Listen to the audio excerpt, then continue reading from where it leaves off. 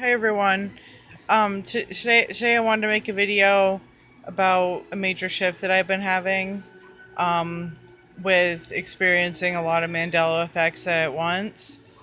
Um, so much so that I actually haven't been able to keep on top of all of them, and I've been forgetting a lot of them too, which is really strange. I usually don't experience that. Um, but there were a few major ones that I wanted to address. And here to join us today is Kallan. He just ate. I mean, he might be getting a little bit fussy because I think he's trying to take a poop. I know, TMI, but he's a baby, so it's okay. We'll let it slide. Mwah. Say hi. Say hi.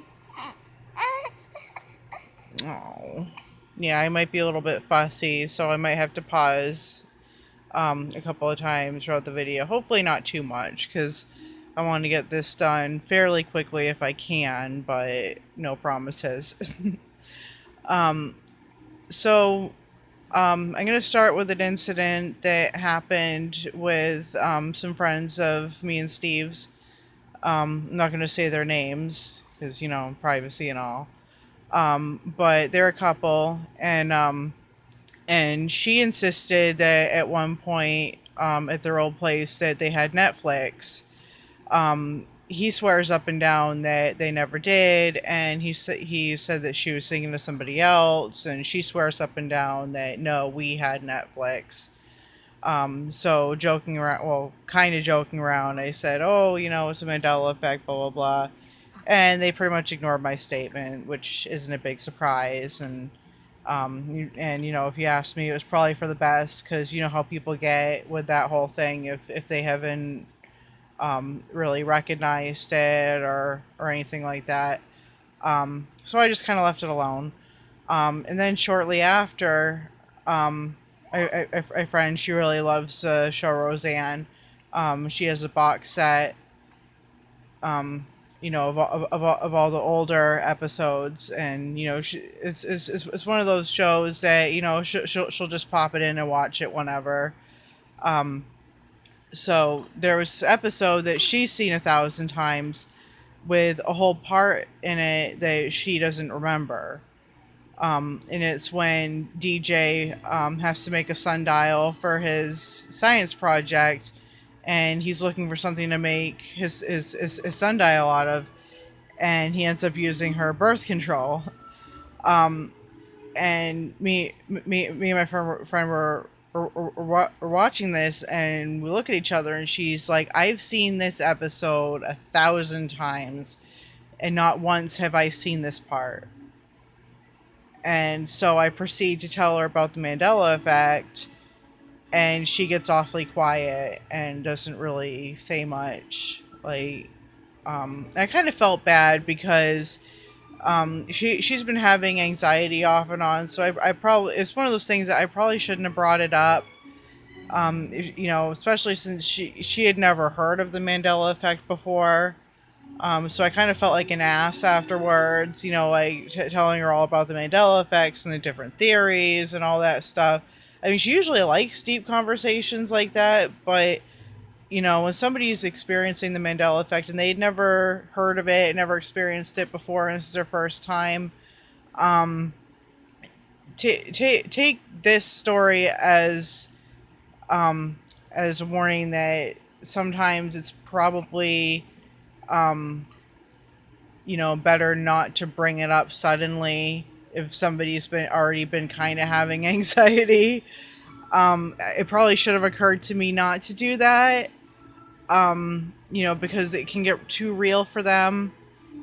So yeah, that was kind of a mistake on my part, but you live and you learn, right? I mean, she's okay now, but I'm probably not going to bring it up to her again for a while.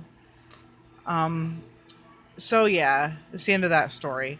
Um, so for my next one, um, me, me, me and Steve had to get rid of our old coffee table because we have a house that's pretty small, And with this little guy, we kind of needed the extra space. So we ended up giving away our old coffee table because it was giant. Took up pretty much the whole entire living room, which is kind of ridiculous. But so we needed a new coffee table, and um, and on his day off on Sunday, of course, as you know, on Sunday most of the places that you need to go are closed. But there was one restore that was open in Nashua, and he ended up googling it on his phone, and it said it was only an hour and a half away. And neither one of us were really surprised because, like, I always thought that Nashua. I mean, I knew it wasn't close to where we live, but I didn't think that it was that far away either. So we packed the kiddo up in the car and we head to Nashua. Nearly like 2.5 hours later, we showed up to where we needed to be.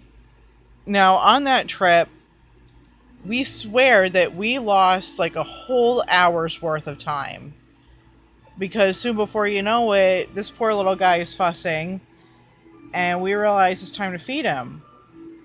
Now, I thought that I had only fed him an hour before, and usually he doesn't start fussing until 2, 3 hours later, and then it's time to feed him again. Well, we're in the car, he starts screaming, and we look at the clock, and we're like, oh my god, like, we have to pull over somewhere and feed this poor kid. And, of course, it's like 80 degrees outside, and we're kind of regretting ever going, and we should have just stayed home, blah, blah, blah. I mean, we ended up getting a decent coffee table out of it, fits perfectly in the living room, was only $25. Um, but we swear we lost all that time, and it was an all day event getting there and back, and my god, like, we had no idea that Nashua was that far away from us because we always remembered it only being an hour and a half away, just like his GPS told us it was. Well, it was just crazy. It's like we went through a time warp, and then yeah, we ended up losing all that time, and took all friggin' day to get a goddamn coffee table, so that was fun. I mean, it wasn't a bad trip, but at the same time, it was like, oh my god, like, we realized that we weren't that far from Boston. Like, it was just crazy. Um, so I ended up having to make a list because I ended up experiencing so many in such a short time. But I only want to do one more thing on this list because I've got stuff to do today, and this little guy has been fighting taking his nap, so I'm sure me sitting here next to him talking isn't helping. Um, so yesterday was a crazy day, um, for a stay-at-home mom anyway. He was a little terror. Yeah, I know, buddy. I love you anyway, though. Mwah. Um, and the only thing that soothes him is this vibrating seat of his. He has a swing. He hates a swing. He doesn't like that thing at all for some reason. Um, so he was fussing, and the batteries in his seat were dying. On their very last leg, the seat wasn't vibrating at all, and that was just pissing him off to no end. Um, and of course, my fiance is at work, so there's not really much he can do about that. Um, so I remember specifically, and Steve does too, that this seat takes C-size battery, 2 C-size batteries.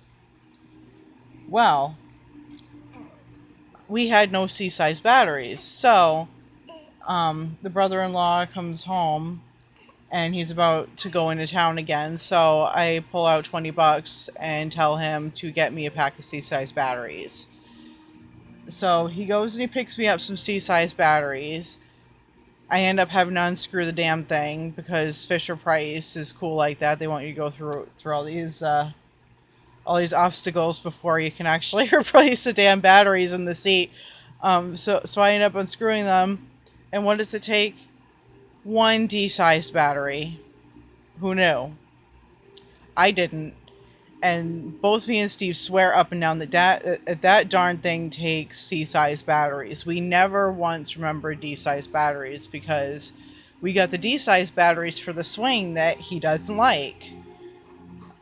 So somehow throughout this shift, it went from D-size to C-size. Well, it would have. We went went through all that trouble because the Mandela effect decided to screw me over. So that was very fun, wasn't it, Kallan? Yeah. So those are the three major events that happened as of late. Um, but it's time for him to take his nap. So au revoir until next time.